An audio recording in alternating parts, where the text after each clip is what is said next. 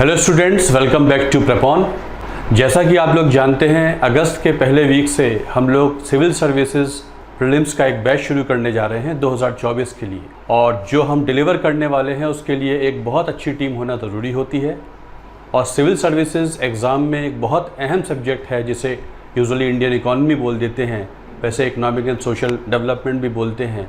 उसके एक बहुत ही अच्छे teacher, experience teacher, young and energetic mister Naman Jain हमारे साथ हैं। और मैं आपको इंट्रोड्यूस कराने आया हूं कि आने वाले दिनों में इस कोर्स का जो टॉपिक है economic and social development, mister Naman Jain लेंगे। मिस्टर नमन का बहुत रिच एक्सपीरियंस है प्रिपरेशन कराने में, और हिंदू कॉलेज से वो पीजी हैं फिज़िक्स में, और सिविल सर्विसेज एग्ज़ाम्स में कई बार बैठ चुके हैं, इंटरव्यू दे चुके हैं, और विजिटिंग फैकल्टी हैं राजेंद्र नगर और करोल बाग के बड़े बड़े इंस्टीट्यूट्स में। तो मैंने उनसे रिक्वेस्ट किया था कि हमारे प्लेटफॉर्म पे आएँ, बच्चों को इस सब्जेक्ट से रूबरू कराएं और इसकी बारीकियाँ समझें। इस सब्जेक्ट की इम्पॉर्टेंस आप समझते हैं, क्योंकि जो डायनेमिक नेचर हो गया है इस कंपटीशन का, उसमें अगर आपको इकोनॉमिक्स या इकोनॉमी उसके फंडामेंटल्स नहीं आते तो जो इंटीग्रेटेड आंसर है, जो यूपीएससी की डिमांड है, वो आप नहीं लिख पाएंगे। तो उसको समझने के लिए कैसे नीचे से समझाया जाता है, बिगनर्स को समझाया जाता है, वैसी अप्रोच वाले यंग टीचर आपको लेके आए हैं, वो आपको समझाएंगे। मिस्टर नमन जैन अब आपको आगे बताएंगे कि इस सब्जेक्ट में क्या क्या बारीकियां हैं, फिर आपको वो इससे बिल्कुल आसानी से स्मूथ तरीके से ले जाएंगे। और इस वीडियो लेक्चर ख़त्म होने के बाद आप अपने आप को इस कंपटीशन में पहला कदम बढ़ते हुए पाएंगे, ऐसी मेरी आशा है और ऐसा विश्वास भी है। चलिए अब मिस्टर नमन जैन आपको बताएंगे सब्जेक्ट में कैसे हमको आगे बढ़ना है, कैसे हमको इसे ले जाना है। Thank you, sir. Thank you for the introduction, sir. Hello, friends. Welcome to the platform of PrepON IAS and Aarohan Education. My name is Naman Jain, and I will be your mentor and educator for civil services preparation, and I will be teaching you the subject Indian economy. So, friends, आज के इस video lecture में मैं आपसे discuss करूँगा क्या क्या majorly हमें इंडियन इकोनॉमी के पर्सपेक्टिव में सिलेबस पॉइंट्स देखने को मिलते हैं, be it your prelim syllabus और main syllabus, and mostly what are the references, what are the books, और what should be that material that you should be reading up to cover up this subject, right. और यही majorly students के दिमाग में भी doubt रहता है कि सर हमें इंडियन इकोनॉमी हमने कभी पढ़ी नहीं है, we haven't read this subject in 11th-12th, we haven't read this subject even in graduation, तो सर इसको कवर कैसे करना है ना, हमारा डायमेंशन क्या होना चाहिए, हम किस तरीके से सब्जेक्ट को कवर करें। सो इस वीडियो लेक्चर में मैं यही चीज़ें डिस्कस करूंगा कि आपके लिए मेजरली कौन से वो रेफरेंस बुक्स रहेंगी, आपको मेजरली कौन सा मटेरियल रेफर करना है, क्या आपके डायनामिक सोर्सेज होने चाहिए। फॉर एग्जांपल आप न्यूज़पेपर कवर कर रहे हैं तो आप क्या क्या कवर कर सकते हैं, राइट। न्यूज़पेपर से रिलेटेड आपको किस तरह के आर्टिकल्स मिलेंगे इकॉनमी रिलेटेड जो आपको पढ़ने हैं, यही सारी चीज़ें हम डिस्कस करेंगे। But before I begin, in case you guys are watching this on our channel, please do share it with your friends for whom you can think this video can be useful। जो आपके friends हो जो तैयारी कर रहे हो UPSC CSC exam की, civil services examination की, उनके साथ ज़रूर शेयर करें, और साथ ही साथ चैनल को ज़रूर सब्सक्राइब भी करें। और जल्द ही हमारा ये कोर्स आपको जो है हमारे प्लेटफॉर्म पर देखने को मिलेगा। So do check out the course details also. Okay, now coming back to the session, I would like to open this session with a very famous quote, और ये famous quote कही गई है हेलन केलर के द्वारा। So उन्होंने कहा, life is either a daring adventure or nothing at all।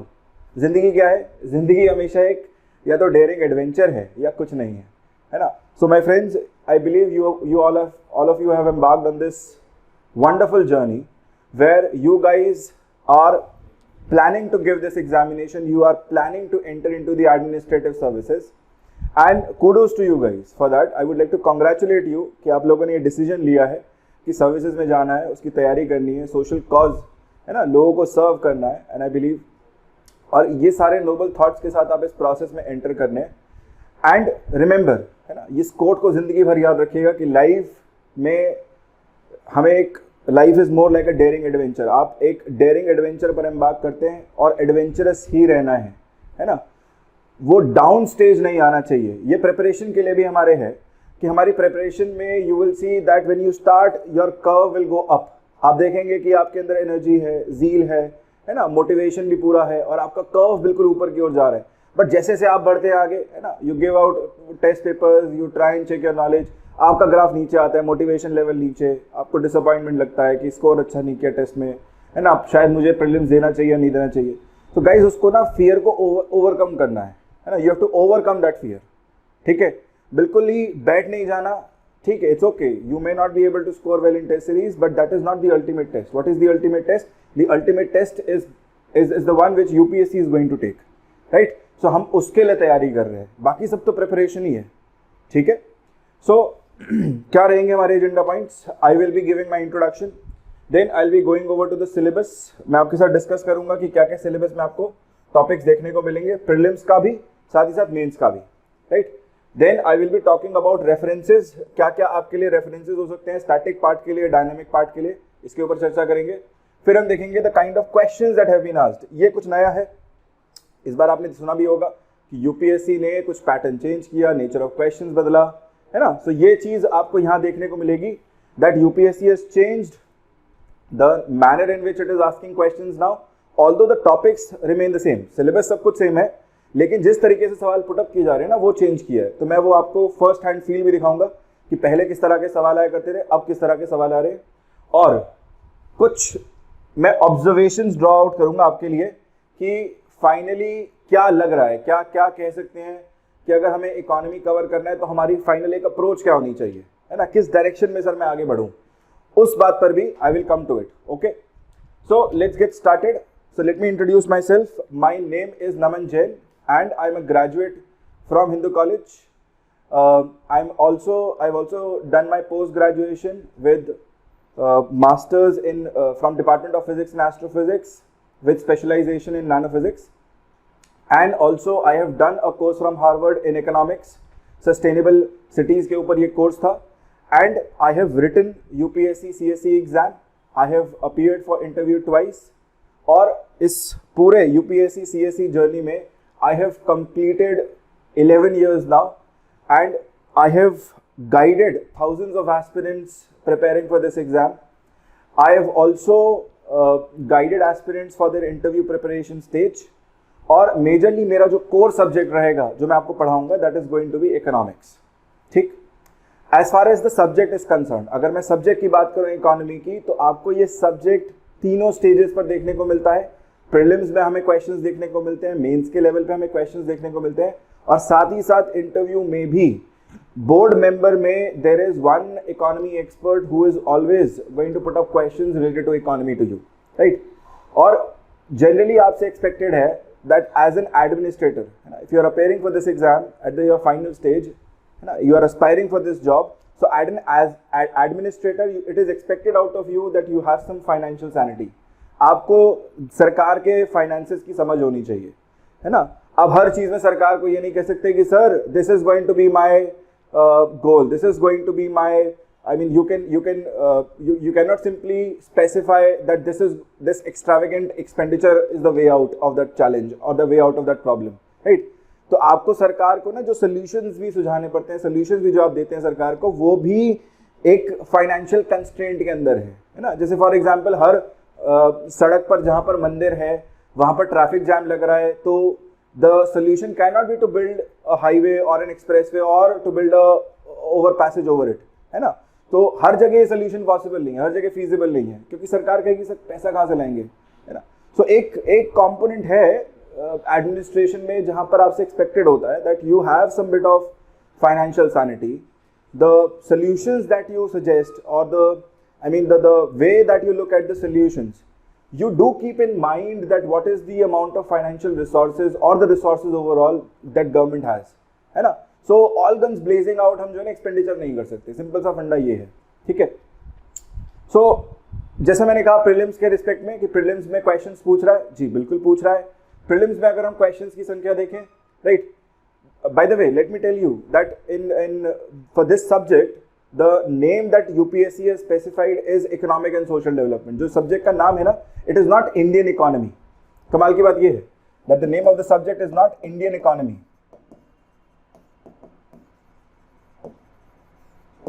It is not economics, ये भी नहीं है। सो यूपीएससी ये नहीं कह रहा है कि आपको इंडियन इकोनॉमी का एक्सपर्ट होना है, या ये भी नहीं कह रहा है कि आपको इकोनॉमिक्स का एक्सपर्ट होना है। वो कह रहा है आपको क्या जाना चाहिए, आपको ये टर्म्स में पढ़ना है, economic and social development. And what is exactly economic and social development? See, economic development we understand, right?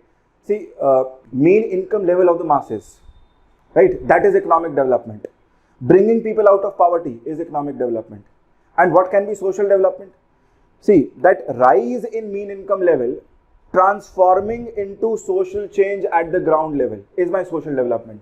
कि भैया इनकम लेवल में वृद्धि हुई, अब लोग जो है पॉवर्टी से बाहर आए, एक बेहतर उन्हें न्यूट्रिशनल डाइट मिल पा रही है, वो बेटर क्लोथिंग, बेटर उन्हें रहने के लिए फैसिलिटीज मिल पा रही हैं, clean drinking, safe and portable drinking water मिल पा रहा है, बेटर हाइजीन है, let's say better sanitation facilities available हैं, बेटर हेल्थ इंफ्रास्ट्रक्चर को एक्सेस कर पा रहे हैं, हेल्थ फैसिलिटीज को एक्सेस कर पा रहे हैं, है ना, बेटर एजुकेशन उन्हें मिल पा रही है, उनकी फ्यूचर जनरेशंस को मिल पा रही है।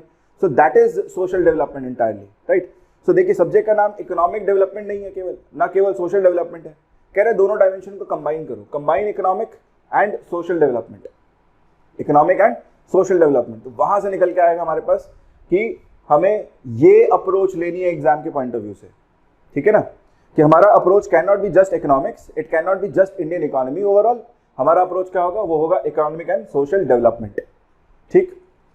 Now coming back to the syllabus, right, questions पर जाऊंगा मैं अभी, I'll take some time, but before I go to those questions, let me tell you what has been given out in prelims topic, क्या क्या दिया गया है prelims के टॉपिक्स में, राइट।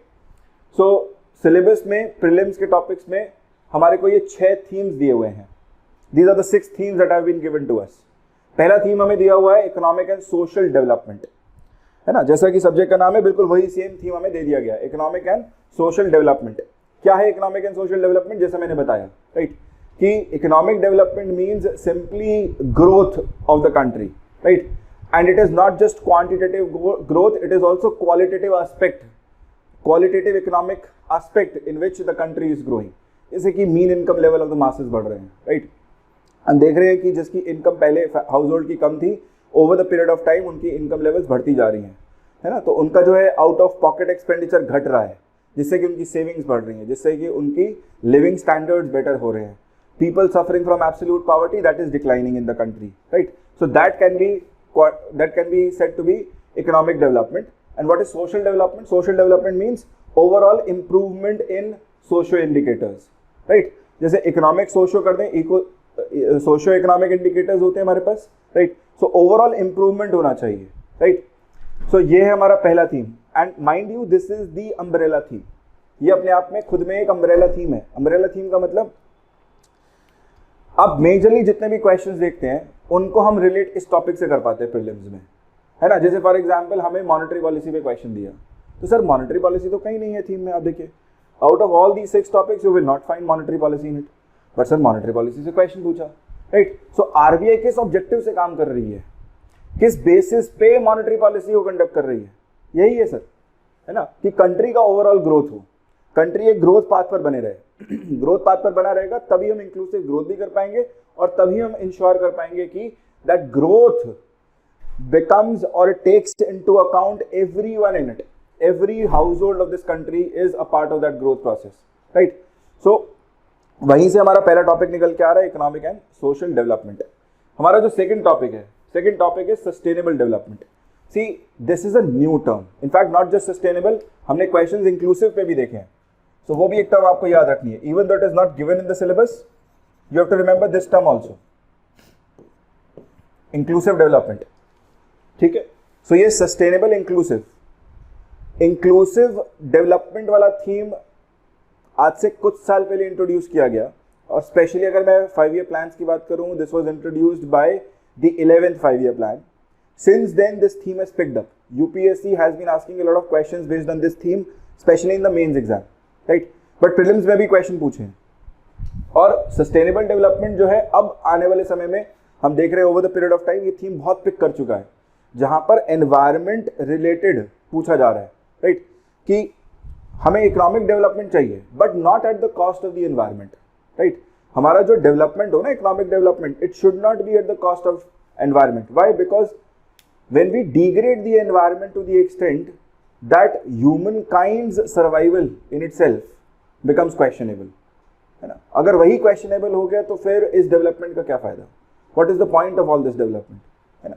इसीलिए ये थीम बहुत ज़्यादा पिक कर रहा है और इसी पॉइंट ऑफ व्यू से हम इसको कवर भी करेंगे प्रीलिम्स एंड मेंस दोनों के हिसाब से. मूविंग फोर्थ, थर्ड जो थीम दिया गया है हमें वो है poverty. Right now I would suggest कि आप क्या करें, आप ये थर्ड, फोर्थ, फिफ्थ तीनों एक साथ देखें and you start from the fifth one. Right, जो हमें फिफ्थ थीम दिया गया है डेमोग्राफिक, इससे जरा शुरुआत करते हैं. डेमोग्राफी क्या होता है? ग्राफी सिंपली नंबर्स की हम बात कर रहे हैं. राइट, डेमोग्राफी मतलब कि हम किसी जनसंख्या विशेष, किसी पॉपुलेशन स्पेसिफिक की हम सबसेट मान के उस पर हम कुछ स्टडी कर रहे हैं नंबर्स की. जैसे मान लीजिए मैंने किसी कंट्री का पॉपुलेशन लिया और मैंने इसे रिलीजन के बेसिस पे डिवाइड किया, या फिर मैंने इसे जेंडर के बेसिस पे डिवाइड किया, या फिर मैंने इसे इनकम के बेसिस पे डिवाइड किया, या फिर मैंने इसके कंजम्पशन के बेसिस पे इसको जो है कैटेगराइज किया. Now if you are categorising let's say the population of a country on the basis of their consumption, what will you get? You basically get something called as poverty. Right? कि अगर किसी house hold का consumption minimum level से भी नीचे हो, minimum basic needs भी वो अफोर्ड नहीं कर पा रहे हैं, सो आप क्या कहेंगे कि सर ये बीपीएल पॉपुलेशन है, बिलो पॉवर्टी लाइन. यही below poverty line, above poverty line जब हम करते हैं, राइट, यही जो स्टडी हम कर रहे हैं, this entire study in itself is nothing but poverty. तो डेमोग्राफी में ही एक स्पेसिफिक थीम क्या है कि जब हम कंजम्पशन के बेसिस पे डेमोग्राफी कर रहे हैं, जब हम इसको पढ़ रहे हैं, this basically gives us poverty in itself. Right, और एक बार हमने समझा कि ठीक है हमारी इकोनॉमी में पॉवर्टी है, right, people in our country are let's say facing absolute poverty also, they are facing relative poverty also, and out of the two absolute poverty is the one which is more dangerous, which is more problematic. Right, एक बार हमने वो महसूस किया कि हाँ poverty problematic है, तो आप क्या चाहते हैं? आप चाहते हैं इंक्लूसिव ग्रोथ, आप चाहते हैं उन लोगों का इंक्लूजन. राइट, कि जो भी लोग पॉवर्टी को फेस कर रहे हैं, इन लोगों को हम डेवलपमेंट की प्रोसेस में लाके जोड़ें, देश आगे बढ़े. केवल देश के अमीर ही आगे ना बढ़े, कौन आगे बढ़े? ये जो लोग डेवलपमेंट की प्रोसेस में रह गए ना, जिनका ग्रोथ साइकिल में अभी जो है कोई फैक्टर ही नहीं है, right, they are not getting any stake in this development process, they should also get some stake in it. Right, so वहां से निकल के आता है इंक्लूजन. और इंक्लूजन करती कैसे है? देखिए, इंक्लूजन एक तो स्पेसिफिकली मार्केट करता है कि भैया हमने जो है इकोनॉमिक ग्रोथ को पुश किया, इकोनॉमिक ग्रोथ को पुश करने से ऑटोमेटिकली, जैसे हमने इकोनॉमिक ग्रोथ पुश करी, automatically private enterprises they start coming in, private companies will start growing in, and they in turn basically start creating jobs. So inclusion एक तो है थ्रू मार्केट फोर्सेस, और दूसरी तरह का इंक्लूजन क्या हो सकता है कि भाई अगर मार्केट सबके लिए जॉब्स नहीं क्रिएट कर पा रहा है, वो इंश्योर नहीं कर पा रहा है कि सबकी बेसिक मिनिमम नीड्स फुलफिल हो जाए, तो फिर गवर्नमेंट इंटरवीन करती है. फंडा कहाँ से आता है? फंडा आता है कीनीजियन इकोनॉमिक्स से. राइट, जॉन मेनार्ड कीन्स एक बहुत मेजर इकोनॉमिस्ट हुए, right, and in 1950s he gave this theory for which he was I mean he gave an entire school of thought. इनके नाम पे ही कीनीजियन इकोनॉमिक्स का नाम पड़ा. ठीक, new classical approach in economics भी कहते हैं इसे हम. और वो क्या कहते हैं? वो कहते हैं कि गवर्नमेंट जो है, क्योंकि उसको वोट कर रहे हैं, हम डेमोक्रेसी में बैठे हैं, right, so in a democracy it is government's role to intervene and put the economy back on growing path. Why? So that the economy keeps growing. Right? और वहीं से निकल के आता है हमारा फंडा कि सरकार वेलफेयर करने जाए. राइट, वेलफेयर के रिस्पेक्ट में सरकार की जो है वो इंपॉर्टेंस है, और सरकार वेलफेयर इनिशिएटिव्स लॉन्च करे, इसे ही हम कहते हैं सोशल सेक्टर इनिशिएटिव्स, कि गवर्नमेंट स्कीम्स डिफाइन करे, गवर्नमेंट इंटरवेंशंस करे. जैसे फॉर एग्जांपल हम देख रहे थे रूरल इनकम लेवल्स ड्रॉप कर रहे थे, right, somewhere in the time period of early 2000s. Now, government understood this. Government said, if rural incomes start dropping, rural consumption drops in. So, government basically brought in an act called as Manrega, through which it brought in a scheme, MGNREGS, through which it started creating employment for the labor, specifically during the lean period in agriculture. है ना, हमारे Indian agriculture में क्या है ना, for almost 3 to 4 months, 70% of the agricultural land remains vacant. It remains unused. अब अगर ये लैंड ही वेकेंट है तो ऑन फार्म जॉब्स क्रिएट नहीं हो रही हैं, ऑन फार्म जॉब्स क्रिएट नहीं हो रही हैं, तो हमारा जो लैंडलेस लेबर है, डेली वेज लेबर है, इसको काम ही नहीं मिल रहा है। जब इसको काम नहीं मिल रहा है तो बेचारा सर्वाइव कैसे करेगा, क्योंकि ये तो डे टू डे वेजेस पे डिपेंड कर रहा है, डेली वेजेस पे। तो डेली वेजेस ना होने के चलते क्या होगा, इन हाउस होल्ड्स का कंजम्पशन ही खत्म हो जाएगा। ये they are going to face absolute levels of poverty, they are going to reel under poverty. तो सरकार ने ये इनिशिएटिव लॉन्च किया, राइट। सो हमें क्या करना है, देखिए a lot of times students they ask me, they say sir schemes are nowhere given in the syllabus। वो कहते हैं सर स्कीम तो कहीं दी ही नहीं है सिलेबस में, तो पूछ कहाँ से ली, नहीं दी हुई है। अब देखिए आपके सामने लिखा है सोशल सेक्टर इनिशिएटिव्स, राइट। सो इकोनॉमी में स्पेसिफिक लिखा हुआ है, और हर साल हम देख रहे हैं कि 2 क्वेश्चन तो स्कीम्स रिलेटेड पूछ ही रहा है, राइट। ये उसका बेसिक मिनिमम है, उससे ऊपर जा सकता है बट इतना तो पूछ ही रहा है, ठीक है ना। सो ये है हमारे पास prelim specific topic. Okay, so guys moving forward, let's take a look at the mains syllabus topic. Mains में हमारे पास क्या क्या टॉपिक्स दिए हुए हैं यूपीएससी ने। तो जब आप पहली नज़र में देखते हैं ना मेंस के टॉपिक्स, आपको लगेगा सर ये बहुत डिटेल्ड है। हाँ जी, बिल्कुल डिटेल्ड है compare to what they have given for prelims, compare to the syllabus topics and mains. यहाँ पर एटलीस्ट ये अच्छा किया यूपीएससी ने, थोड़ा सा हमें क्लैरिटी दे रखी है कि भाई ये मेजर मेरे थीम्स हैं, these are my major themes over which I will be putting up questions. And mind you guys, है ना, ये आज तक इस एम्बिट से बाहर नहीं गया है इकोनॉमी में, है ना। For every bit of question that has been asked in GS paper 3, कहाँ पूछा जाता है, जीएस पेपर 3 में, पेपर 4 वैसे, लेकिन जीएस के टर्म्स में this is paper 3। So GS 3 में आज तक जितने भी क्वेश्चंस पूछे गए हैं आप देखेंगे कि वो इसी एम्बिट में लाए करते हैं। बट एक चैलेंज है, चैलेंज क्या है, जब हम इन टॉपिक्स को देखते हैं हमें दिखाई देगा कि इसमें कुछ क्रोनोलॉजी नहीं है ना। ये तो हमारी एनसीईआरटी बुक्स के टॉपिक से मैच नहीं करते, ये तो हमारी किसी रेफरेंस बुक के टॉपिक से भी ये डायरेक्टली ऐसे क्रोनोलॉजिकल ऑर्डर में मैच नहीं करते जी। ये बिल्कुल है ना, कि जब हम इन टॉपिक्स को देखते हैं और हम रेफरेंस बुक के अगर थीम हम चैप्टर वाइज भी देखेंगे, तो आपको दिखेगा कि they have not given exactly the manner in which our index for NCERTs or our index for any reference book also is, right? So यहाँ पर क्या है, थोड़ा सा haphazard है, but it will make sense to you once I explain it, ठीक है। So topics क्या है, जैसे पहला टॉपिक हमें दे रखा है Indian economy and issues related to planning।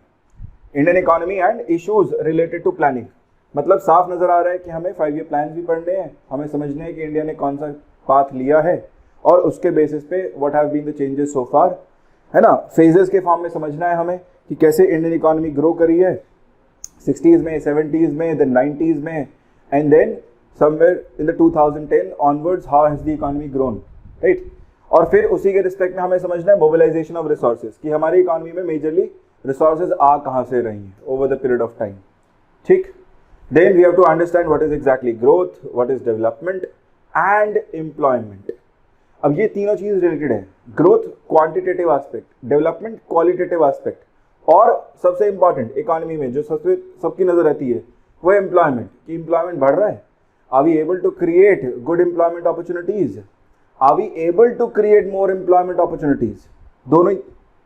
दोनों ही इक्वली इंपॉर्टेंट है, क्रिटिकल है, कि हमें और रोजगार के लिए जो है अरीनास खोलने हैं और साथ साथ अच्छी एम्प्लॉयमेंट अपॉर्चुनिटीज भी जनरेट करनी है। So more employment and good employment opportunities need to be generated in the economy for the economy to move forward. Then second topic that they have given is inclusive growth and issues arising out of it.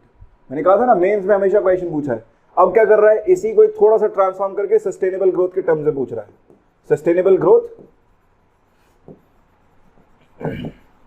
And issues arising out of it, कि sustainable growth क्या है और उसके respect में क्या क्या majorly हमें issues देखने को मिल रहे हैं, ठीक। थर्ड हमें मेजरली टॉपिक दिया गया है गवर्नमेंट बजटिंग। यहाँ से भी हमने लगातार इस थीम से सवाल देखे। हमें जो है कुछ टाइम पहले 2 years back they had given us a question where they had asked us what are the 2 accounts, मतलब जो 2 अकाउंट्स जिसमें सरकार अपना बजट लिखती है, करंट और कैपिटल, या रेवेन्यू और कैपिटल अकाउंट, वही डायरेक्टली पूछ लिए गए थे, ठीक है। देन फोर्थ हमें दिया गया है issues related to direct and indirect. अब देखिए ये जो फोर्थ और फिफ्थ है, this is more over related to agriculture, ये हमारा एग्रीकल्चर से रिलेटेड है। जो एग्रीकल्चर एक थीम देखने को मिलता है इकोनॉमी में, ये उससे डायरेक्टली रिलेटेड है 2 टॉपिक। और इसका अगर मैं वेटेज आपको बताऊं ना, रफली इसका वेटेज मेंस के एग्जाम्स में हमें देखने को मिलता है अप्रॉक्सीमेटली 35 to 40 मार्क्स, 35 से 40 नंबर इसी के हैं जीएस पेपर 3 में, 35 to 40 मार्क्स, ठीक है। सो उसके रिस्पेक्ट में भी काफी ज्यादा है, 35 to 40 मार्क्स के आसपास देखने को मिल रहा है, राइट। सो दिस इज, ठीक है, 35 से 40 नंबर के आसपास यही हमें टॉपिक्स हमें देखने को मिलेंगे, राइट। टॉपिक्स क्या दिए हुए हैं एग्रीकल्चर में? सो एग्रीकल्चर में we have been given issues related to direct indirect farm subsidies and minimum support prices. PDS दिया हुआ है, public distribution system, its objectives, its functioning, limitations of PDS, revamping of PDS and issues of buffer stocks and food security कि limitations क्या क्या है और revamp कैसे कर सकते हैं, right? How can we revamp our PDS system in order to solve the problem of buffer stocks and maintain food security in the country, right?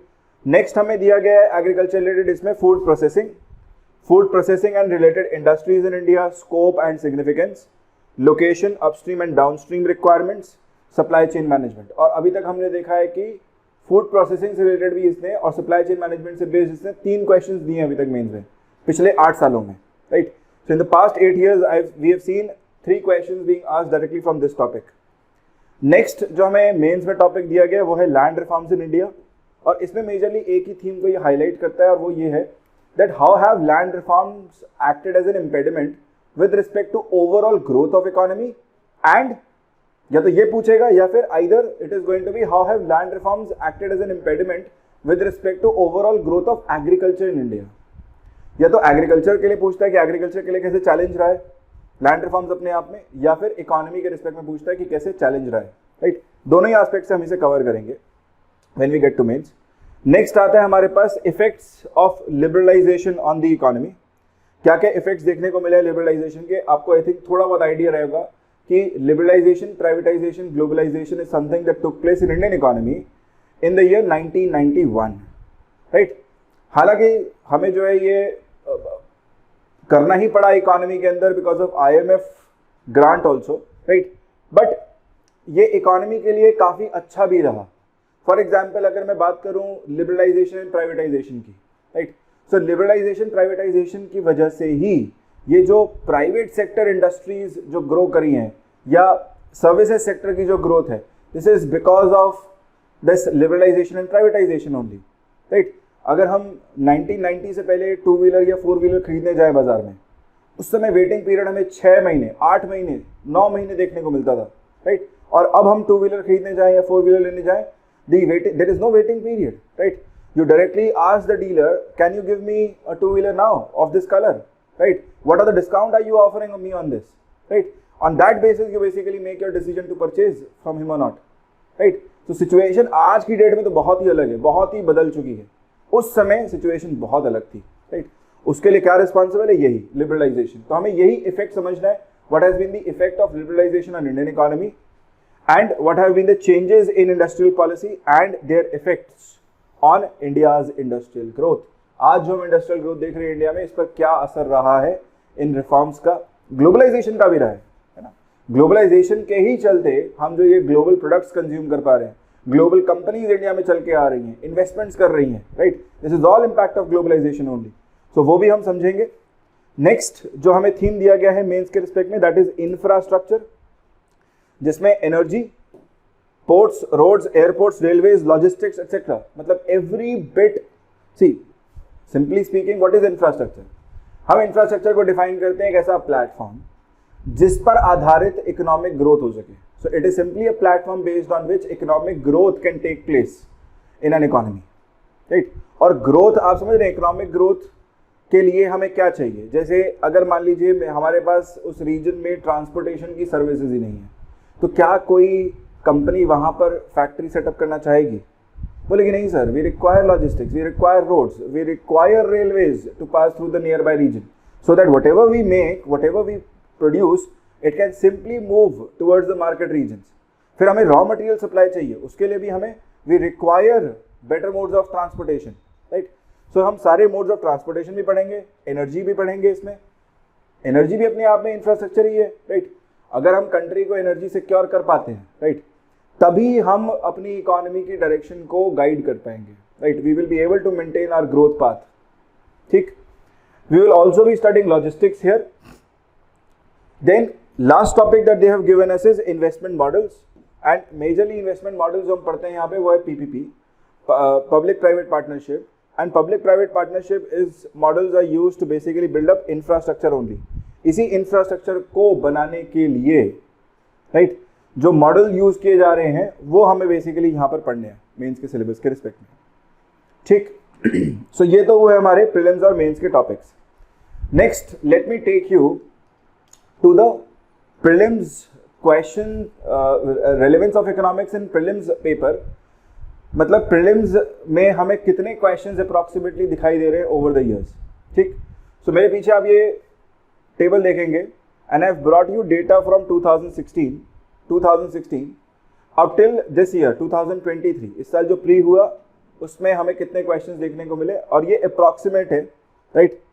And although I mean I may have some bias towards my subject, generally रहता भी है कि हर faculty कहता है कि मैं वही geography पढ़ाता हूँ तो ज्योग्राफी के क्वेश्चन ज़्यादा है, लेकिन मैंने क्या किया है कि जो ओवरलैपिंग भी हैं राइट, मतलब ऐसे क्वेश्चंस जो ओवरलैपिंग है मान लीजिए पॉलिटी में और इकोनॉमी में, मैंने उन्हें भी पॉलिटी में ही कैटेगराइज किया, I have not categorize them in economy right.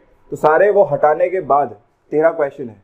अगर मैं करंट रिलेटेड या जो ओवरलैपिंग थीम्स के साथ क्वेश्चंस भी ले लूँ then this number will jump somewhere close to 18 questions, 18 के आसपास पहुंच जाएगा, 17-18 के आसपास। तो बिल्कुल है ना, I have given that leeway, I have given that to other subjects, geography polity, वहाँ पर उनको मैंने क्वेश्चंस दे दिए। उसके हिसाब से मैं बता रहा हूँ कि 13 क्वेश्चंस इस बार थे, लास्ट ईयर 16 क्वेश्चंस थे, उससे पहले 19, फिर 21, then in 2019 it was 29 right. इससे पहले 2016 में भी 29 था। अगर आप एक एवरेज आउट करके निकालेंगे ना तो यू विल फाइंड 18 से 18 to 20 questions is there, I mean on an average is something that over which that UPSC goes through। मतलब वो कोशिश करता है कि इसी ब्रैकेट में रहूँ मैं 18 से 20 के बीच में, यहीं इसी उसमें मैं क्वेश्चंस पूछूं राइट, एवरेज आउट करें तो ये सेफ बेट भी है कि 18 सवाल पूछ सकता है, ठीक। उसी हिसाब से तैयारी करें। ऑलमोस्ट 1/5 रहता है प्रीलिम्स में, ठीक है, बाय ऑल लिबरल स्टैंडर्ड्स में देखो ना, क्योंकि आप देखिए ये करंट रिलेटेड पूछेगा, वो इकॉनमी बेस्ड है, उसमें कुछ पहला स्टेटमेंट मान लीजिए आपको स्टैटिक से दे दिया, ठीक, जैसे परचेजिंग पावर पैरिटी पे क्वेश्चन पूछा था तो पहला स्टेटमेंट स्टैटिक से, फिर दूसरा क्वेश्चन डायनामिक नेचर का, ठीक है। तो इस तरह के क्वेश्चंस भी हमने देखे हैं। So this gives you a very good idea that this is one of the core subjects. ये आपको क्या बता रहा है, ये बता रहा है कि भाई ये एक कोर सब्जेक्ट है। इसके अलावा क्या है कोर सब्जेक्ट, इसके अलावा है पॉलिटी, इसके अलावा है ज्योग्राफी, है ना, और हिस्ट्री, ये है हमारे कोर सब्जेक्ट। इसके अलावा अदर देन इकोनॉमी आपको इनमें भी क्वेश्चंस का डिस्ट्रीब्यूशन कुछ ऐसा ही नजर आएगा। इसके अलावा साइंस एंड टेक, एनवायरनमेंट की आजकल इंपॉर्टेंस बढ़ गई है राइट, तो उसको प्रिपेयर करना है। फिर साइंस एंड टेक की इंपॉर्टेंस बढ़ रही है तो उसे भी उसी हिसाब से प्रिपेयर करना है, ठीक। सो यही इन्हीं के बीच में आपको ये डिस्ट्रीब्यूशन नजर आएगा क्वेश्चंस का, ठीक है ना। These are the major syllabus you can say subjects that you need to cover from prelims perspective, okay। Moving forth, let me take you to your reference material, from where should you basically start preparing। Classes मैं लूंगा आपकी, और classes के respect में भी अगर आप चाहें अभी से स्टार्ट करना है तो कहाँ से शुरू करें, ठीक। तो हमारा कोर्स आएगा 3rd of August को राइट, बट अभी के लिए आप क्या कर सकते हैं, you can start your NCERTs। आप अपनी NCERT से शुरुआत कर सकते हैं, और इकोनॉमिक्स में हमें केवल 2 NCERTs की रिक्वायरमेंट है। अगर आपको थोड़ा बहुत है ना, अगर आपने थोड़ा बहुत इकोनॉमिक्स पढ़ा है, थोड़ा बहुत लॉजिक आपके अंदर है right, you can directly begin from class 12th NCERT। आप इससे शुरुआत करें क्लास 12th NCERT से, और क्लास 12th में भी यही पढ़नी है, इंट्रोडक्टरी मैक्रो इकोनॉमिक्स। आप कवर देखिए, इंट्रोडक्टरी मैक्रो इकोनॉमिक्स, इसे ही पढ़ना है। और क्लास 11th में इंडियन इकोनॉमिक डेवलपमेंट, ये NCERT पढ़नी है। So पहले ये first and then second you jump over to this, ठीक। इसके अलावा I don't generally recommend reference book, but still even if you guys say I will give you a few names of the reference books also. Reference books जिनको आप refer कर सकते हैं, but वो selective reading है, कुछ कुछ topics के लिए है, ठीक है ना।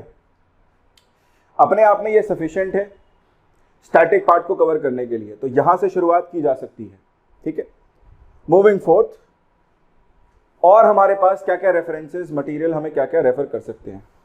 सो नेक्स्ट हमारे पास रेफरेंसेस में we can refer to Datt and Sundaram. ये majorly Indian economy related topics के लिए बहुत अच्छा है। अगर आप मेंस के टॉपिक्स देखना चाहते हैं, जैसे एलपीजी रिफॉर्म्स देखना चाहते हैं, एग्रीकल्चर इंडिया का देखना चाहते हैं, राइट, आप इंडस्ट्रियल पॉलिसी इंडिया की देखना चाहते हैं, इंडस्ट्रीज पढ़ना चाहते हैं, ऐसे टॉपिक्स के लिए बहुत अच्छा है। ओवरऑल अगर आप सब कुछ देख रहे हैं, मैक्रो भी और इंडियन इकोनॉमी भी, then you can also refer to Ramesh Singh. ये भी बेस्ट सेलर बुक है, you can refer to this also. But having said this, if you are buying this course, right, अगर आप ये कोर्स परचेज कर रहे हैं हमारा PrepON आरोहन प्लेटफॉर्म पर, अगर आप ये कोर्स परचेज कर रहे हैं, मैं सजेस्ट करता हूं you don't read this books, because whatever there it is in these books I will give it to you in the class itself। जो भी इन किताबों में है ना, देखिए बुक्स ने क्या किया, बस टॉपिक को सिंप्लीफाई किया। So I will do that for you in the class itself. मैं आपको क्लास में ये सारी चीज सिंप्लीफाई करके बताऊंगा भी, समझाऊंगा भी, आपको लिखवाऊंगा भी यहीं की यहीं, राइट। तो आपको इसके लिए बिल्कुल भी टेंशन लेने की आवश्यकता नहीं है। ओके, सो रेफरेंस बुक्स तो सर आपने कटवा दी, फिर क्या पढ़ें, राइट। देखिए मैं जनरली रेकमेंड करता हूं स्टूडेंट्स को कि आप रेफरेंस बुक की जगह आप जाइए for a different approach, where you go for economics dictionary,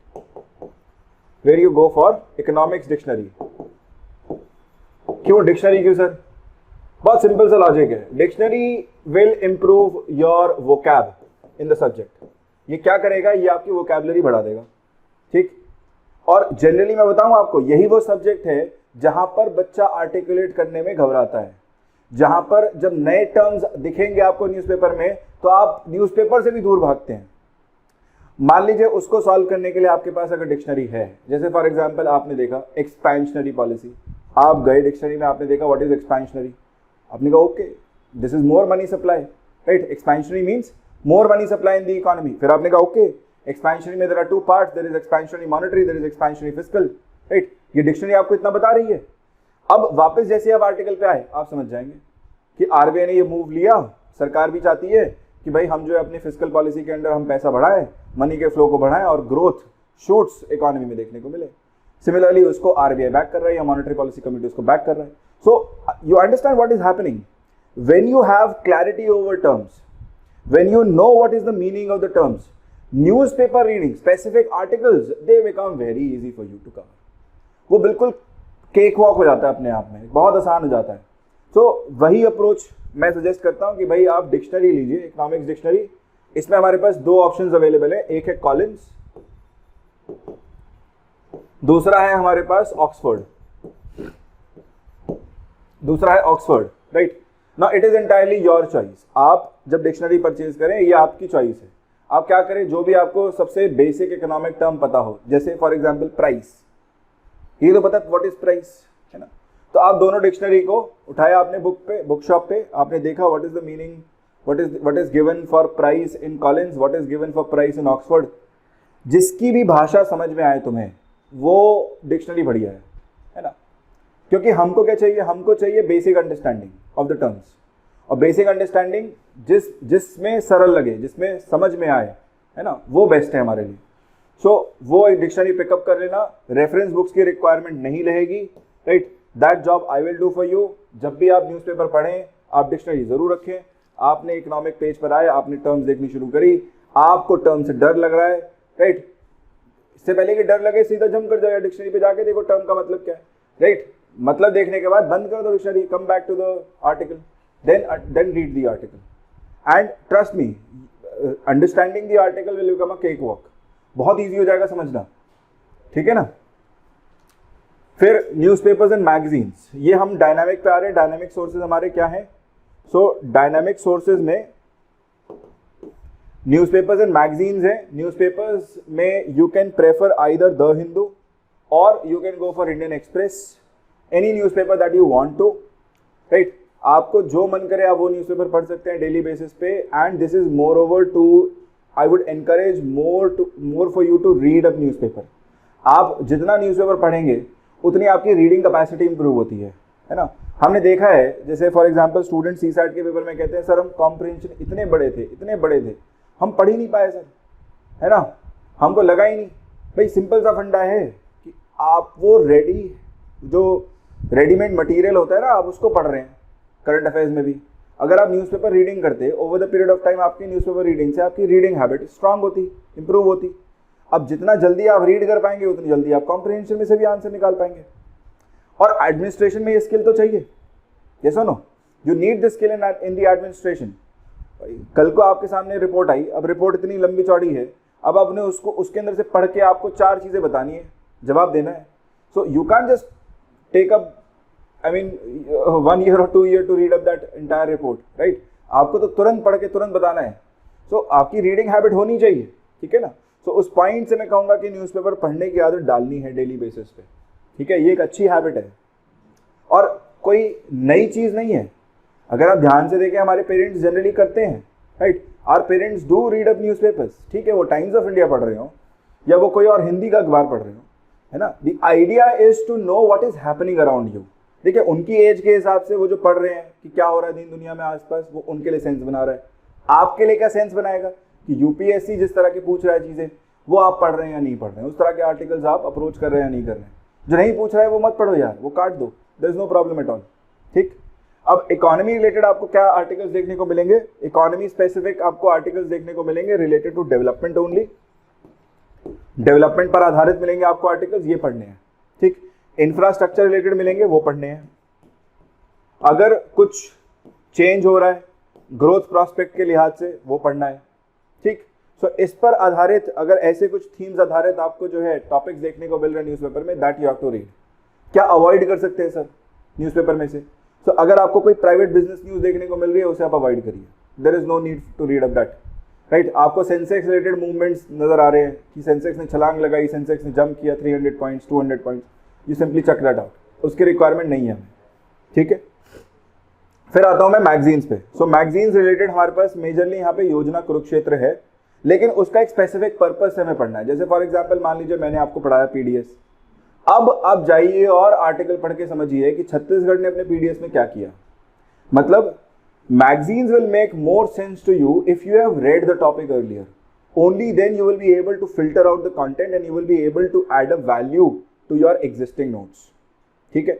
ये उस पॉइंट से पढ़ना है। सो ये आज नहीं, ये कब पढ़ते हैं हम? जनरली मेंस स्पेसिफिक, मेंस के लिए जब हम तैयारी करते हैं उसके लिए स्पेसिफिकली हम पढ़ते हैं इसको। फिर आते हैं हम इकोनॉमिक सर्वे एंड बजट। ये 2 मेजर सोर्सेज हैं इकोनॉमिक डेवलपमेंट समझने के लिए। एक तो सरकार ही है जो बता रही है अपने बजट के थ्रू कि भैया पिछले क्या हुआ, प्रेजेंट में क्या है और आगे क्या आप एक्सपेक्ट कर सकते हैं फाइनेंस से रिलेटेड, क्या मैं स्कीम्स लेके आ रही हूँ अलग अलग डायमेंशन में, क्या मेरी अप्रोच रहेगी। सो बजट देखना है और साथ ही साथ इकोनॉमिक सर्वे भी हमें कवर करना है, राइट। एटलीस्ट 2 साल का हम जनरली मैं स्पेसिफाई करता हूँ। जो करंट है वो भी पढ़ो इकोनॉमिक सर्वे, और आने वाला जो है वो भी जरूर पढ़ो इकोनॉमिक सर्वे, ठीक। देन डायनामिक सोर्सेज में हमारे पास ये 2 वेबसाइट्स भी अवेलेबल हैं in the form of Vikaspedia and Arthapedia. So we have seen directly questions being lifted from these sources also. So आप इन्हें भी रेफर कर सकते हैं, विकासपीडिया और Arthapedia. Okay guys, so next जो हम देख रहे हैं इसमें, that is going to be the questions.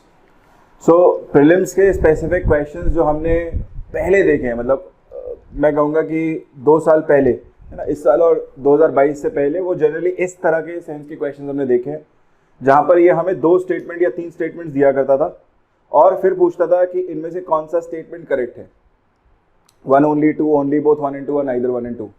लेकिन ये पुराना फॉर्मेट था यार, ठीक है।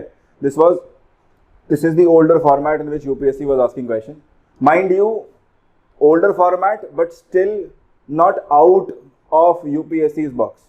ऐसा नहीं है कि इस फॉर्मेट पर आधारित क्वेश्चन नहीं पूछे गए हैं, इस साल भी पूछे गए हैं। एक्सपेक्ट कर सकते हैं कि अगले साल वापस इस पर नंबर ऑफ क्वेश्चन ज़्यादा हो, जो नया फॉर्मेट पूछा उसमें क्वेश्चंस कम हो जाए, ये बिल्कुल पॉसिबिलिटी है, ठीक है ना। मतलब जितना बैकलैश देखने को मिल रहा है, जितना स्टूडेंट्स कह भी रहे हैं, है ना, और यूपीएससी के पास रिप्रेजेंटेशंस भी जा रहे हैं, उस पर आधारित ये लग भी रहा है कि यूपीएससी शायद स्ट्रैटेजी में थोड़ा चेंज करे। वो जो नए तरह के क्वेश्चंस ने फॉर्मुलेट किए वो तो पूछेगा ही पूछेगा, है ना। मतलब उसकी संख्या जो है कम कर देगा, 20-25 कर देगा, और बाकी जो ये पुराना फॉर्मेट था इसको वापस, इस पर जो नंबर ऑफ क्वेश्चंस रहेंगे आधारित, that is going to increase compare to 2023, ठीक है। अब ये देखिए सिंपल सा क्वेश्चन पूछा इसने, मोस्ट ऑफ इंडियाज एक्सटर्नल डेब्ट इज ओव्ड बाय गवर्नमेंटल एंटिटीज। कह रहा है कि जो भी इंडिया का उधार है, बाहरी मतलब बाहर के एंटिटीज से, एक्सटर्नल एंटिटीज से, that is in the is owed by the government. वो सरकार ने ही मेजरली उधार लिया है और सरकार ही ओ करती है। नहीं, ऐसा नहीं है। 1991 के बाद से हमने देखा है कि even private enterprises they have increase their borrowing from outside, right. Private entities ने भी उधार लिए, खासकर 2000 के बाद से बहुत सारी ऑर्गेनाइजेशंस आई हैं, राइट, एंटिटीज, प्राइवेट एंटिटीज जो बाहर जाके बिजनेस कर रही हैं, ठीक। तो उस सेंस में दिस स्टेटमेंट इज इनकरेक्ट। और ये हमें जनरली, ये जो क्वेश्चन पूछा गया, this is from balance of payment topic. Balance of payment का अगर आपको थोड़ा बहुत ज्ञान है तो आप इस क्वेश्चन को अटेम्प्ट कर सकते थे। Balance of payment static topic है, लेकिन जो क्वेश्चन पूछा है ना बिल्कुल रिलेटेड है to the current event that has happened that year, ठीक। नेक्स्ट है, ऑल ऑफ इंडियाज एक्सटर्नल डेप्ट is denominated in terms of US dollars. मतलब जो भी भारत का एक्सटर्नल डेप्ट है उसे हम यूएस डॉलर्स के टर्म में डिनोट करते हैं। अब देखिए, ये सवाल अगर आप देखें तो ये भी गलत लग रहा है कि भाई यूएस डॉलर क्यों? हमने यूके का पाउंड में भी बोरो किया, यूके के स्टर्लिंग में भी बोरो किया, यूरोजोन के यूरो में भी टर्म्स हमने बोरो किया है, ठीक। जापान से जापानीज करेंसी येन के टर्म्स में भी बोरोइंग है, चाइना से भी है, राइट। सो हर करेंसी के फॉर्म में ही डेप्ट है ना। सो एक्सटर्नल डेप्ट is not denominated just in US dollars, it is denominated in other currencies also, right. उसके लिहाज से ये स्टेटमेंट भी करेक्ट काटा हमने। और देखिए, बिल्कुल बिल्कुल आप कहेंगे कि नॉर्मल जो हमने इकोनॉमिक्स में पढ़ाया जाता है, नॉर्मल जो आपको क्लासेस में पढ़ाया जाता है, उसी नॉलेज के आधार पे क्वेश्चन बहुत इजीली अटेम्प्ट हो जा रहा है, राइट। और इसका आंसर बन गया हमारे पास डी। हालांकि मेरा आंसर मार्क करने का भी बिल्कुल वो नहीं है, my objective is not to tell you what is correct and why it is correct. My objective was to show you the kind of question that they were asking earlier, the pattern on which they were asking questions earlier, and to tell you that what is the depth at which they generally ask question। समझ रहे हैं आप? Economy में questions आपको हमेशा लगेगा doable nature के हैं। डुएबल कहता हूं मैंने, डुएबल क्यों कहता हूं? क्योंकि अगर आपने स्टैटिक अच्छे से पढ़ा है, आपने कवर किया है, आप हमेशा रियलाइज करेंगे कि वो स्टैटिक का ज्ञान ही, स्टैटिक की नॉलेज ही अपने आप में आप रिलेट करते करते करते करते आपको सही गलत का ज्ञान दे देती है, ठीक है ना। So to a certain degree I would say this subject should be, I mean this is always going to give you positive returns. So उस लिहाज से इस सब्जेक्ट को आप तैयार करिएगा प्रीलिम्स के लिए। Then if you look at what kind of questions that they have been giving now, वो ये है, राइट। सो आपने ऐसा पैटर्न जनरली पहले सीसैट में देखा होगा। सीसैट में ये पैटर्न रहता था जहां पर वो हमें स्टेटमेंट के फॉर्म में क्वेश्चन देके कहता था that both statement 1 and statement 2 are correct and statement 2 is the correct explanation for statement 1। ये टिपिकली हमारा असर्शन रीजन है ना, जो सीसैट में असर्शन रीजन का फॉर्मेट रहता था कि असर्शन ठीक है, रीजन ठीक है, रीजन बिल्कुल ठीक है असर्शन के लिए, राइट। बिल्कुल वैसा है कि statement 1 statement 2 both are correct and statement 2 is the correct explanation for statement 1। So question भी उसने देखिए मॉनेटरी पॉलिसी से पूछा था ये, that in post pandemic recent past many central banks world wide had carried out interest rate hikes. जी बिल्कुल, बहुत सारे बैंकों ने इंटरेस्ट रेट हाइक्स करे थे, ठीक, पोस्ट पैंडेमिक रीसेंट पास्ट में। ये पैंडेमिक की बात नहीं कर रहा है, पैंडेमिक के बाद कि बहुत सारे बैंकों ने, सेंट्रल बैंक्स ने इंटरेस्ट रेट अपने बढ़ाए हैं, बिल्कुल बढ़ाए हैं। इंडिया के आरबीआई ने भी बढ़ाए हैं, ग्लोबल अगर हम देखें यूएस के सेंट्रल बैंक ने भी बढ़ाए हैं, यूके ने भी बढ़ाए हैं, राइट। क्या कह रहा है? कह रहा है statement 2 that central banks generally assume that they have the ability to counteract the rising consumer prices via monetary policy means। कह रहा है कि जनरली जब हम सीपीआई को देखें तो कंज्यूमर प्राइसेस के लेवल पर जो रिटेल लेवल इन्फ्लेशन है उसको कम किया जा सकता है ना, उसको काउंटरैक्ट करने के लिए मॉनेटरी पॉलिसी मीन्स के थ्रू सेंट्रल बैंक जनरली ये परफॉर्म करते हैं, right. This is also correct कि हाँ, मनी सप्लाई को कम किया जाता है। मनी सप्लाई कम होगा तो ऑब्वियसली इन्फ्लेशन बेस्ड या डिमांड बेस्ड जो इन्फ्लेशन है that basically does not remain a reason for inflation to occur in the economy. So किसको कर रहा है, हटाया जा रहा है, ये डिमांड बेस्ड इन्फ्लेशन को काउंटर करने के लिए किया जाता है, डिमांड बेस्ड इन्फ्लेशन, इसको कम करने के लिए, ठीक है। ये है हमारे पास टाइप। अब पूछा स्टेटमेंट 1 ठीक है, स्टेटमेंट 2 ठीक है, and statement 2 is also the correct explanation for statement number 1, है ना। तो ए होना चाहिए इसका आंसर। टॉपिक क्या है? टॉपिक है हमारा मॉनेटरी पॉलिसी। अब ये सवाल थोड़ा सा डिफिकल्ट हो गया है। क्यों डिफिकल्ट हो गया? क्योंकि आपको एब्सोल्यूट क्लैरिटी चाहिए। जो स्टेटमेंट काट देते थे उसके बेसिस पे नहीं चलेगा। मान लो हमें दोनों स्टेटमेंट पता भी है, हम कह रहे हैं ठीक है, बट क्या ये सही रीजन है is this the correct explanation for statement 1? So you need to be absolute certain, मतलब जब आप स्टैटिक तैयार करें तो बिल्कुल एब्सोल्यूट सर्टेनिटी के साथ तैयार करें, ठीक है ना। नेक्स्ट एक क्वेश्चन और दिखा रहा हूं, उससे आपको और पता चलेगा कि क्या फॉर्मेट में चेंज किया है उसने यूपीएससी प्री में। So this is the next type of question. Consider the following market, they have given us 4 types of instruments, 4 तरह के इंस्ट्रूमेंट दिए। फिर पूछा how many of the above are included in capital market. Capital market हमारा long term market होता है जिसमें instrument generally हमें 1 साल से ज्यादा के दिखते हैं, right. Time period of maturity of the instrument is more than 1 year. अब जिसने पढ़ा है टॉपिक वो बहुत इजीली मार्क कर लेगा, वो कहेगा स्टॉक मार्केट है इसका आंसर, राइट। वो कहेगा सर गवर्नमेंट बॉन्ड मार्केट है इसका answer, right. Call money market नहीं हो सकता, बैंक इसमें इंटर बैंक ऑपरेशंस हो रहे हैं और ये कॉल मनी लोन्स हैं, ये 1 डे लोन्स है, right. So this can not be there. Treasury bill market भी नहीं हो सकता क्योंकि ये गवर्नमेंट सिक्योरिटीज ही हैं, but these are typically less than 1 year, right. अब देखो ये क्वेश्चन ये वाला टफ क्यों हो रहा है, हमें समझ में आ गया कि इनमें से ये फर्स्ट और फोर्थ ठीक है और हमारा जवाब बी होना चाहिए, ठीक। तो एक आप है जिसको सारी चीजें पता है, उसने बी मारा। मैं ये बता रहा हूँ कि यूपीएससी में क्यों रिप्रेजेंटेशन जा रहा है, क्यों लोग कह रहे हैं कि ये फॉर्मेट गलत है ना। इस फॉर्मेट पर बेस्ड क्वेश्चन नहीं पूछने चाहिए। मान लीजिए एक दूसरा स्टूडेंट है हमारे पास, उसे इस क्वेश्चन का बिल्कुल आइडिया नहीं है, ठीक। उसने क्वेश्चन गलत पढ़ा, गलत समझा, राइट। अब वो बेसिकली कहता है कि सर सेकंड और थर्ड करेक्ट है और फर्स्ट और फोर्थ इनकरेक्ट है। सो वो भी 2 मार्क के आ रहा है, ओनली 2। आप जो पूरी नॉलेज रखते हैं, पूरी इंफॉर्मेशन रखते हैं, आप भी ओनली 2 मार रहे हैं। तो डिफरेंस क्या हुआ, राइट।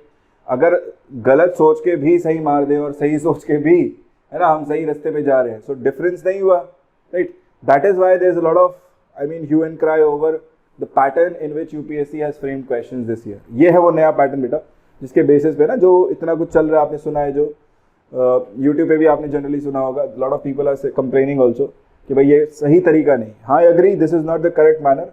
बेटर मेथड जो पहले वाला था वो था कि भाई उसमें students they were able to read up, they were able to prepare and they were able to give the exam in that format, right. इस फॉर्मेट में क्या है, थोड़ी अनसर्टेनिटी आ जाती है अनसर्टेनिटी भी आ जाती है, प्लस आपको तैयारी में उतना ही सर्टेन रहना पड़ेगा कि आप हर क्वेश्चन बिल्कुल सर्टेनिटी के साथ मार्क कर पाएं।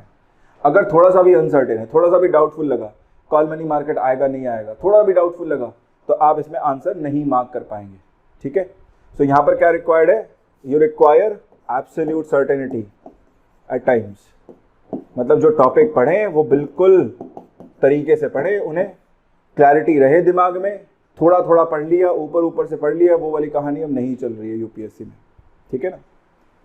चलिए नेक्स्ट एक क्वेश्चन और दिखाता हूं मैं आपको। ये क्वेश्चन इसने पूछा सेम फॉर्मेट पर ही कि कंसिडर द फॉलोइंग। 5 चीजें हमें दे दी, 5 में से कहा हॉरिजॉन्टल टैक्स डेवल्यूशन में, हॉरिजॉन्टल मतलब स्टेट्स के बीच में डेवल्यूशन करने के लिए, between the states, the 15th finance commission used how many of the above as criteria other than population area and income distance।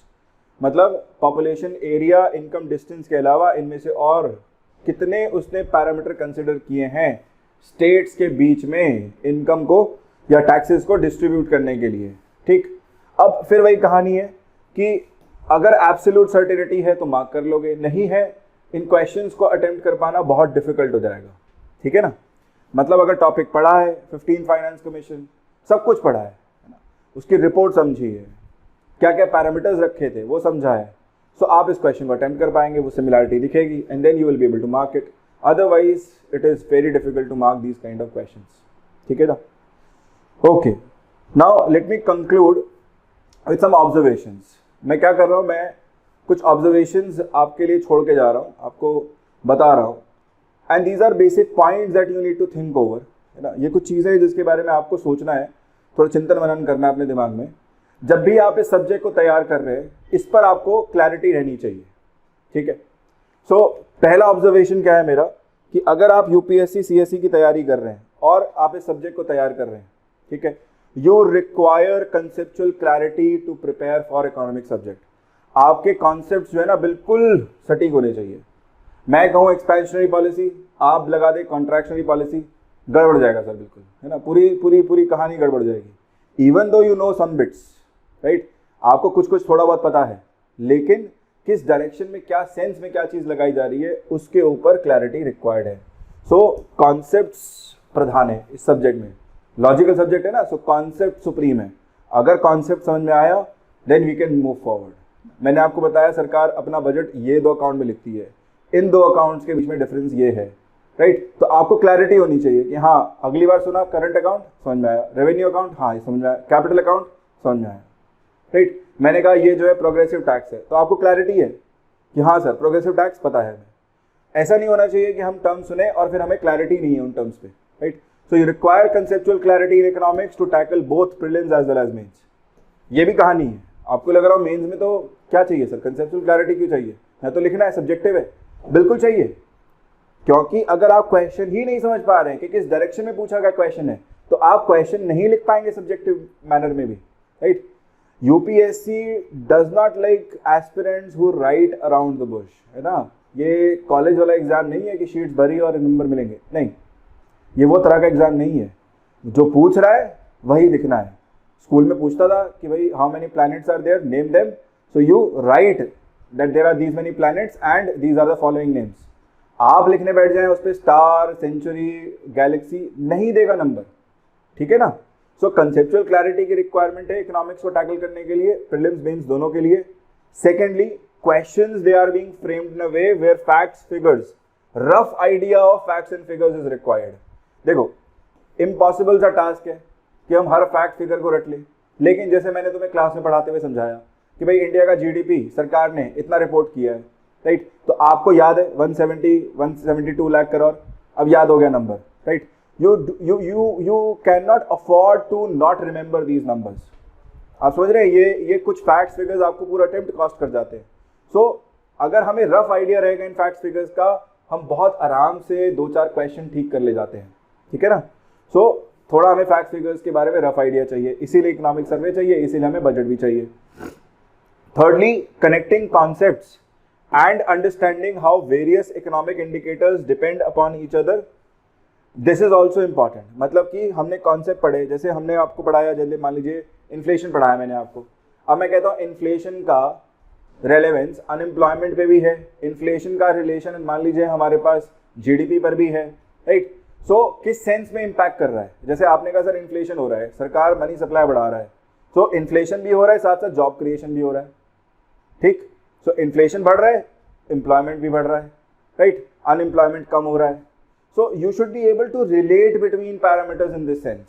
अगर आप रिलेट करते हैं, जैसे हमने कहा कि भाई सरकार ने टैक्स की दर को बढ़ाया, टैक्स की दर को बढ़ाने के बाद क्या हमेशा रेवेन्यूज बढ़ते हैं, क्या टैक्स रियलाइजेशन बढ़ता है, नहीं सर, टैक्स रियलाइजेशन कम भी हो सकता है।